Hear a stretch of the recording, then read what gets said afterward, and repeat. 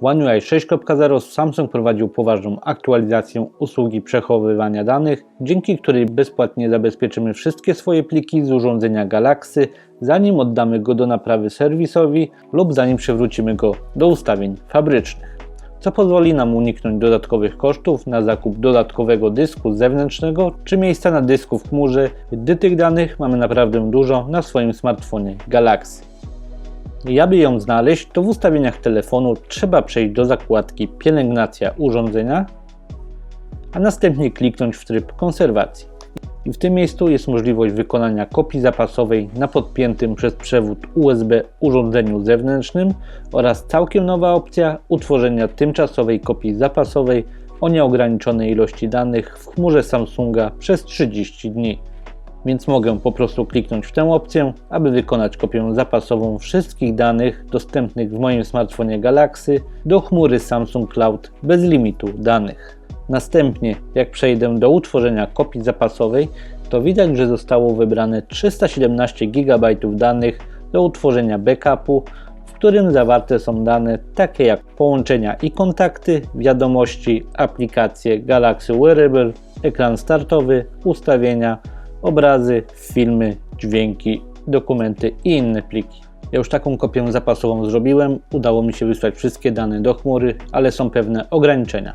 Bo mimo, że nie ma limitu miejsca na dane w chmurze, to pojedyncze pliki nie mogą przekraczać 100 GB pamięci, natomiast gdy wysyłamy zbiór plików przekraczający 100 GB, tak jak w moim przypadku ponad 300 GB, to po wysłaniu około 100 GB to wysyłanie zostanie przerwane, spowodowane problemem aplikacji. Ale o tyle dobrze, że te 100 GB jest już w chmurze, teraz po prostu trzeba ponownie przejść do początku i kliknąć aktualizuj kopię zapasową, aby wysłać kolejną partię, bo znowu po wysłaniu około 100 GB przesyłanie zostało przerwane, spowodowane problemem aplikacji. I w moim przypadku, jak zrobiłem kopię zapasową zawierającą 317 GB, to musiałem wysłać to w 4 partiach. Dodatkowo telefon był znacznie cieplejszy i bateria znacznie szybciej uciekała. Jak Samsung informuje, kopia taka jest przechowywana w chmurze przez okres 30 dni od momentu rozpoczęcia wysyłania i zaktualizowanie tej kopii o nowe dane jej nie wydłuża. A jak będzie zbliżał się termin usunięcia kopii zapasowej, to 7 dni wcześniej będą przychodzić powiadomienia. Do tego możesz w każdej chwili dowiedzieć się, kiedy dane zostaną usunięte. Wystarczy, że klikniesz przywróć dane, a na górze zobaczysz dokładną datę.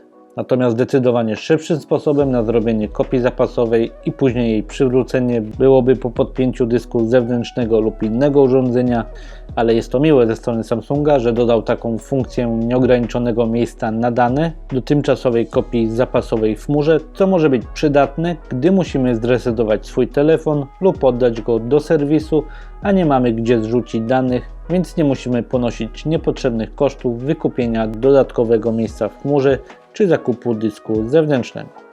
Tyle ode mnie, ale chętnie dowiem się, co Wy o tej funkcji myślicie, więc napiszcie mi o tym w komentarzu. Natomiast jeśli jesteś tutaj pierwszy raz, to koniecznie kliknij w przycisk subskrybuj, aby dołączyć do społeczności miłośników urządzeń Galaxy.